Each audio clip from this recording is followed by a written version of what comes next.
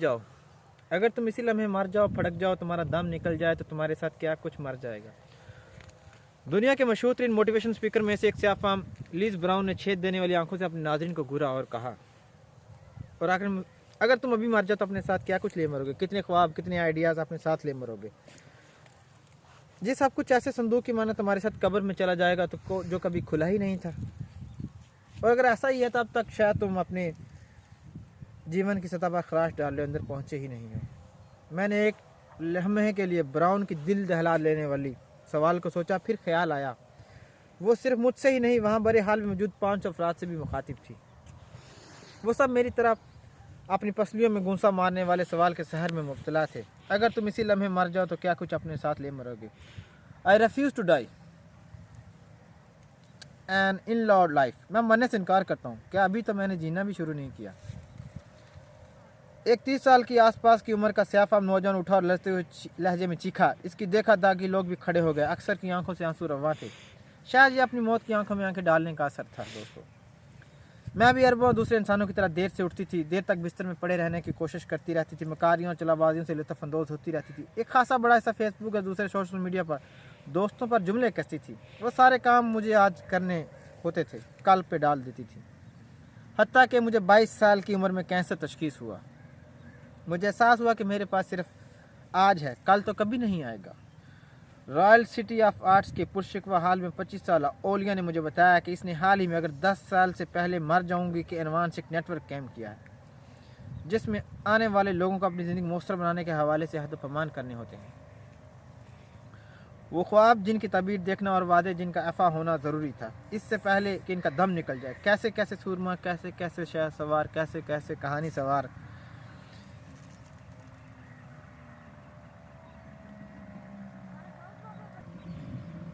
कैसे कैसे गुलूकार मर्द इस दुनिया से रुखसत हो जाते हैं और बदले में हमारे पास जवाब होता है कि ये नहीं हो सकता। बिल्कुल इसी तरह जैसे हर गुजरने वाले के पास जवाब होता है कि वो कर गुजरता है। हत्ता कि एक ईंट भी कुछ बनना चाहती है। 90 की दहाई के अंदर इस फिल्म में वुडी हैरिसन का वो जुमला एक तीर की तरह याददाश्त में प्योस हो गया। Even a brick wants to be something, even a bricks want to be something. हत्ता कि एक ईंट भी कुछ बनना चाहती है।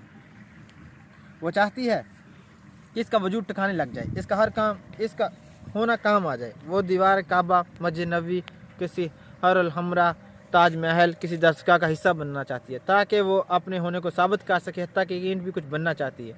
तुम तो फिर भी इंसान हो। हमें कौन सी दीवार अपने ख्वाबों तक पहुंचने से रोकती है। हमारे अज़ाइम और हमारी हकीकत के दरमियान एक हाइल हो जाती है। वो दो चीज़ें, एक डर और दूसरा इस अज़ियत से छुटकारा जो अपने हमें तन मन पर वार करने पड़ती हैं। कभी सोचा है कि खौफ क्या कुछ खा जाता है? सारी उम्मीदें, सारे ख्वाब, माना कि हालात ख़राब हैं, माना कि मौसम नासाजगार है, हवा तंद है, माना कि मगर मद्दे मुकाबल, माना कि चिराग हवा के मुकाबिल है, मगर याद रहे किसी भी हालात में डरना एक चॉइस है। क्योंकि अगर ऐसा ना होता तो दुनिया के नामी ग्रामी पैगंबर, साइंसदान, सुल्तानों की बुनियादें खड़ी करने वाले शहनशाह, लीडर, फलसफी बदतरीन हालात में कैसे पैदा होते और बड़े होते और दुनिया को ज़ेर व ज़बर कर देते। अपने इर्द गिर्द की कायनात में दरार डाल दो, पूरी दुनिया को झटका दो। एप्पल के जानी स्टीव जॉब्स ने जब मुट्ठियां बींच कर कहा था तो इसको लबलबे के कैंसर से लड़ते हुए कई साल गुजर चुके थे। दोस्तों, अगर वो इसी लम्हे मर जाता तो इसके साथ क्या कुछ मर जाता। चनाचा इसने उसी लम्हे मरने से इनकार कर दिया जब तक इसका जीना काम ना आ गया। जब तक अजियत से भागने की बात रही तो वो भी हमारे इख्तियार में है, लेकिन हम ये एक बात भूल जाते हैं कि जीना खुद एक अजियत नाकम्मल है। बड़े से बड़े सूरमा की ज़िंदगी में भी वो लम्हात आते हैं जब वो ज़िंदगी इसके गोडे गिट्टे तोड़कर इसे नीचे लटा देती है। यकीन रखें, अगर आपके पास मौजूद लोग, आपके तमाम तर हीरोज़ इन लम्हा से गुजर चुके हैं। बस फ़र्क यह है कि इन्होंने टूटे फूटे अज्जा को संभालते हुए पंजों के बाल, एड़ियों के बाल रेंगने को तरजीह दी। टूटी फूटी टांगों पर शिकस्ता वजूद को इस्तवार कर लेना ही वो अमल है जिसके बाद कहानी के सारे जिन आपके काबू में आ जाएंगे। तुम्हें मालूम है हम इंसानों का मसला क्या है? हमारा मसला है कि हम तख़ील के ज़ोर पर नहीं बल्कि यादाश्त के ज़ोर पर जीते हैं।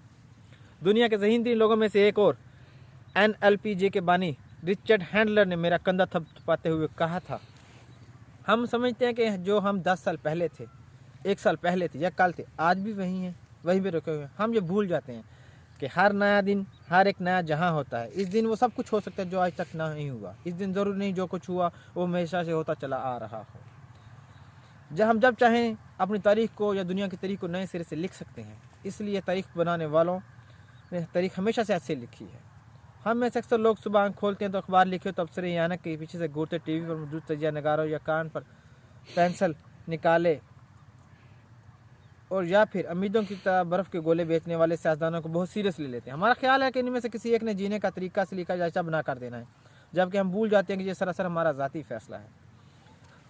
हम क्या करना चाहते हैं, हम जो करना चाहते हैं इसको हासिल करना चाहिए। इसके लिए कितने पापड़ बेल सकते हैं, कितनी कुर्बानियाँ दे सकते हैं। बस दुनिया तरीक बदलने और तरीक लिखने वाले तजिया नगारों नाकामियों की पेशगोइयाँ करने वाले जायचा नीसों ज़्यादा मुस्तकिल मजाज होते हैं और इसी बना पर वह अपनी मर्जी की दुनिया तश्कील देने में कामयाब हो जाते हैं। ताहम अगर आप अपनी नींद, भूख, डर और जुबलतों पर काबू नहीं पा सकते तो फिर आपके अंदर ख्वाब और उम्मीदों के संदूक मुख्फल ही दुनिया से चले जाएंगे। ख्वाब तो सभी देखते हैं, ऐसे ही दोस्तों। असल चीज़ ये है कि आँख खुलने के बाद हम क्या करते हैं। क्यों ना कि खुली आंखों से ख्वाब देखने वाले लोग ख़तरनाक होते हैं, क्यों ना कि वो अक्सर इनकी ताबीर तक पहुँच जाते हैं। तो प्यारे सामीन, बात यह है कि हमारे बस में है कि हम डरने से इनकार कर दें। यूँ तो वो सब लोग बेअसर हो गए जो हमारे साथ डराने की तजारत करते हैं, जो हमें नामालूम और अनहुई आफतों को याद कराते हैं, जो हमें माजी के पछतावों को असीर रखते हैं। बस हमें आपको माजी के संदूक में बंद करने की ज़रूरत नहीं है। आप अपने माजी से बड़े हैं। आप आज, अभी और इसी वक्त वो करना शुरू कर सकते हैं जिसके लिए आपके अंदर कब से आवाज़ें आ रही हैं। हाँ, मुश्किलात ज़रूर आएंगी, मगर कायनात में डेंट डालने का काम इतना ही बड़ा है। अगर तलीम कम है तो ज़्यादा कर लो, अगर इस्तेदाद कम है तो बढ़ा लो, अगर वज़न ज़्यादा है तो खाना कम कर दो, अगर मुलाजमत नहीं है तो बिज़नेस शुरू कर दो।